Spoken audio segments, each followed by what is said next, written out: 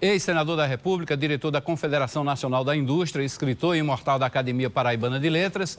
Ele que tem informações privilegiadas, traz sempre para a gente as análises mais relevantes, presenteando aí todos os telespectadores.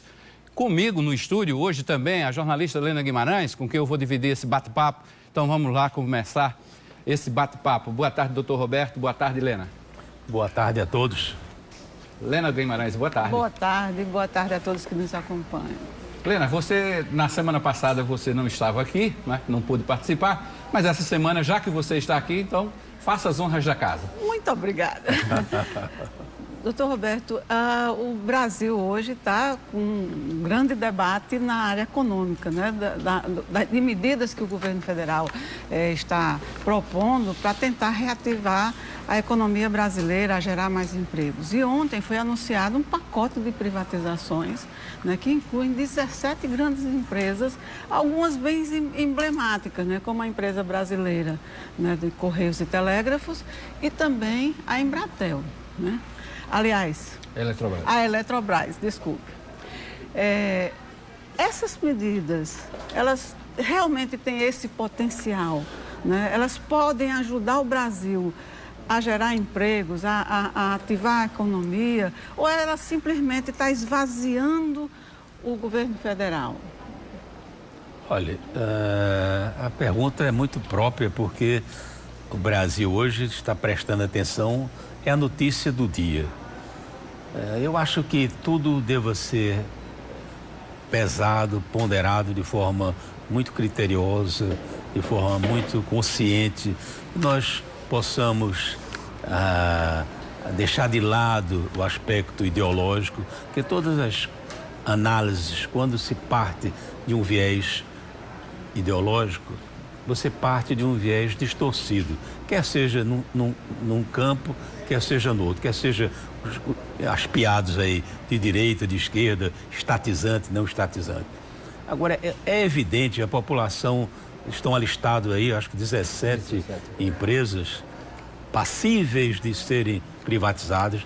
Não há nenhum projeto específico materializado, encaminhado ao Congresso Nacional de materialização, de concretização de nenhuma delas. Cada caso é um caso. O caso da Eletrobras talvez seja o caso mais emblemático pelo seu gigantismo, e o caso dos Correios talvez seja no entendimento popular o mais fácil de se explicar. Então eu diria que, como cidadão, a mim ou a vocês que estão aí nos assistindo, vocês devem ter tido algum contato nos últimos anos, uma empresa que era tradicional, que se nós pegarmos do começo do século passado, era um exemplo e ela evoluiu ao longo do século, aprimorando em um campo e se perdendo na sua própria atividade. Mas a modernidade hoje, a competitividade, fez com que ela fosse uma empresa que, mesmo sendo um monopólio, o que é monopólio? É uma empresa que só uma pode trabalhar naquele campo, só uma pode exercer aquela atividade. Então, mesmo sendo um monopólio, ela conseguiu se inviabilizar economicamente. Então, tem algo de errado. Eu ontem estava conversando com um amigo e ele relatando que a esposa dele, que é microempresária aqui na Paraíba, produz roupas femininas, da parte de vestuário feminino, e ela manda para o Brasil todo. E ela começou mandando os seus produtos, fruto de sua fabricação, via os malotes do Correio, via Sedex, via Correios e Telégrafos. Hoje manda via aérea por uma empresa privada e que consegue ter um atendimento excepcional por um preço menor. Então, veja, os Correios têm nas mãos a tabela, pratica a tabela que deseja e mesmo assim se inviabilizou. É uma empresa hoje que nós temos a constatação, o cidadão tem a constatação de que ela, da forma que está, ela não sobreviverá. Então, o serviço que ela se propõe a prestar, ela não vai mais no futuro ter condição de prestar. Ela já está desativando lojas, se percebe a falência dos Correios. Eu acho que A exemplo dos Correios, na listagem tem várias empresas, por exemplo, de transportes urbanos de determinados estados, de São Paulo, de Minas e tal. Então, eu acho que tem que ser um trabalho analisado caso a caso. A mais problemática, pelo seu gigantismo, pelo seu débito, é a Eletrobras, e é mais fácil de vocês compreenderem da necessidade, da inviabilidade atual, se tratando de uma empresa estatal e permitindo que haja privatização, são os Correios. Acho que dá para ter uma ideia, um panorama disso aí. Solene, os Correios também têm um componente a mais nessa situação dele, que é a tecnologia, né? E antigamente, quando os Correios começaram a funcionar, era carta, telegrama, que você passava. Hoje você passa por e-mail, por WhatsApp, por outro tipo de aplicativo de mensagem, que também viabiliza o trabalho dos Correios, né? O porquê do estatal? A razão do estatal era na época do Império, e depois na República Velha, depois na República Nova, tal, o governo tem em suas mãos o comando da comunicação.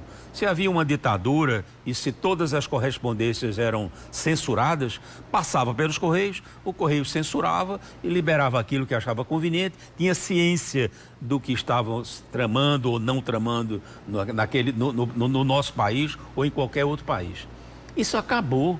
Hoje os instrumentos digitais, as redes de comunicação, o WhatsApp, N outros aplicativos, hoje o cidadão se comunica daqui com a Rússia instantaneamente, daqui com os Estados Unidos, daqui quebraram-se as barreiras. O mundo hoje, em termos de comunicação, está tecnicamente globalizado. Então não adianta você, governo, dizer, não, eu detenho o monopólio da comunicação. Para se comunicar tem que passar por minha mão. Isso era do passado, era a carta, ou então quando a gente vê no filme de faroeste, que chegava a diligência trazendo a correspondência. Exatamente. Então nós não estamos mais no tempo das diligências. Mas ainda tem quem usa esse argumento neste momento, né, da importância de se ter segurança nessa área de comunicações para ser contra a privatização, né? Quando, na verdade, me parece que a área mais rentável, né, é a que está sendo relegada, que é essa de trânsito de encomendas, né? Isso, eu vejo com extrema tranquilidade, mas acho que cada caso é um caso, cada empresa deva ser analisada especificamente. Se é uma empresa estadual, cabe ao Estado definir as suas bases, as suas linhas. Se é uma empresa de atuação nacional, aí cabe ao país como um todo, nós somos uma federação, fazermos a análise.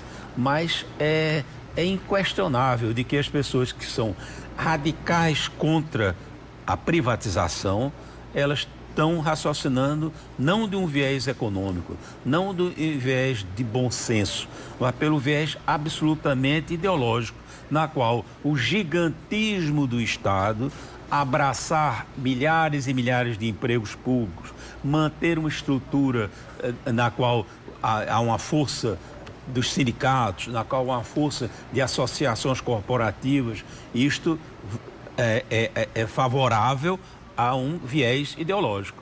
As pessoas que são liberais, as pessoas que buscam modernidade, verificam que isso hoje é incompatível com a realidade. E hoje, doutor Roberto, a gente faz uma homenagem do Correio Debate também para a Lena Guimarães, mas de outra forma, que toda semana a Lena vem aqui representar os profissionais da sua terra. Cajazeiras é um berço de dezenas de jornalistas e radialistas que se espalharam pelo Brasil todo. E o município está aniversariando hoje, e os cajazeirenses, como Lena Guimarães, e os cajazeirados, como eu, certamente estão alegres. E aí vai a homenagem e o registro do Correio Debate.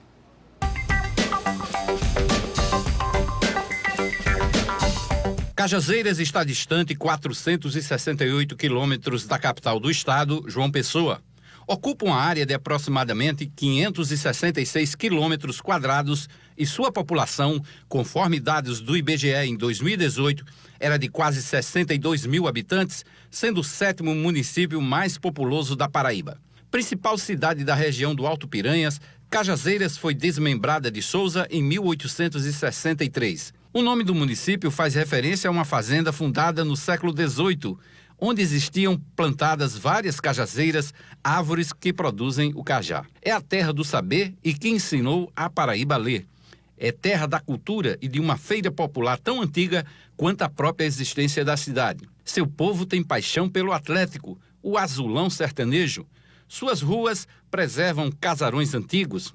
Cajazeiras é a terra de Padre Rolim, do Colégio das Irmãs Carmelitas, da devoção pela padroeira Nossa Senhora da Piedade e de uma catedral imponente, símbolo da religiosidade do seu povo. A cidade tem um comércio pungente e uma zona rural que enfrenta períodos longos de estiagem, mas sempre festeja o verde de suas paisagens na época do inverno. Cajazeiras completa 156 anos como uma jovem senhora, que ainda tem muito que aprender e ensinar. Pois é, a gente está recebendo aqui, como eu disse, o nosso comentarista das quintas-feiras, o empresário Roberto Cavalcante, ao lado de Lena Guimarães, que é cajazeirense. Então, Lena, sinta-se homenageada, Edileide Vilaça, Nilvan Ferreira, tantos outros cajazeirenses que estão ou que já passaram aqui pelo Sistema Correio. Doutor Roberto Cavalcante, foi justa a homenagem, não? Eu acho que o Correio da Paraíba, ele historicamente é o império de Cajazeiras, porque por aqui passaram e passam, o que mostra que o talento, e através da educação e da cultura, onde um povo, uma comunidade, um estado se diferencia. Cajazeiras é diferenciado do todo graças ao seu nível cultural, sua história na história da educação da Paraíba. E eu que saí lá de Sapé com uma inveja, daquelas invejas meia boa, fui casar com uma jornalista cajazeirense. Você está vendo? Fábia Carolina. Você teve, além de certo bom gosto, você teve a tática de estar com uma pessoa inteligente. Me aproximar, né? Desse núcleo de inteligência. Conviva com o bom, que você será um deles. Com certeza. Lena Guimarães. Que coisa linda, viu? As imagens belíssimas. Ver o coreto ali da igreja Nossa Senhora de Fátima, a catedral, né? Dá uma saudade danada, né? Um abraço para todos os meus conterrâneos. Mas eu queria voltar aqui com o doutor Roberto ao assunto ainda das privatizações. Doutor Roberto, na lista que está sendo debatida, né, do que vai ou que não vai entrar, vai ou não ser privatizado, está também a Casa da Moeda. A Casa da Moeda é que imprime o nosso dinheiro, né? O senhor acha que é estratégico? É certo? Olha, apoia essa medida? Eu considero, em primeiro lugar, essa lista uma lista especulativa provisória. Haja visto que ela não tem nenhum desses projetos ou nenhuma dessas empresas existe encaminhado ao Congresso Nacional uma proposta de privatização. Mas, onde há fumaça, há fogo, e esse comentário da Casa da Moeda não é de hoje. Já se falou no Brasil tempos atrás disso.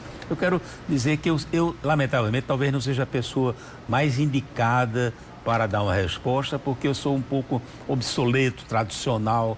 Eu acredito no papel moeda, acredito nos meios circulantes convencionais, me deparo com as criptomoedas e fico espantado como é que uma empresa, por exemplo, pode criar uma nova moeda e não, diferentemente do passado, que eram países que criavam as moedas. Então, nesse aspecto, eu talvez, com a visão de futuro, eu não seja a pessoa indicada. Porém, dentro da minha visão tradicional, eu quero relatar um fato. Eu conheci uma família que migrou para o Brasil, vindo da Rússia, após a Revolução Russa. E essa família chegou no Brasil, se implantou de forma milionária. Ela implantou no Brasil uma série de grandes empresas e fez época aqui na economia brasileira. E os fundadores dessa empresa, originalmente na Rússia, eram donos de uma empresa, e estamos falando naquela transição entre a Revolução, pós-Revolução Russa, eles migraram. Mas eles eram proprietários da empresa que emitia a moeda russa. E, sem dúvida, com toda a margem empresarial que eu conheço, não daria a largueza que permitiu com que eles migrassem para o Brasil e aqui se estabelecessem da forma que estabeleceram. Então eu digo, você com 15 minutos de rotativa de jornal, você tem uma montanha de jornal. Você com 5 minutos de rotativa de uma moeda, você tem 1 tonelada de moedas. Então, moeda, que eu digo papel moeda ou qualquer Metal. outro instrumento monetário. Eu acho que eu não me considero maduro para entregar num país como o Brasil, com a sua recente história de corrupções, para que um governo em si não chegue na calada da noite, aperte no botão, rode uma determinada moeda e isso seja em malefício a nós todos.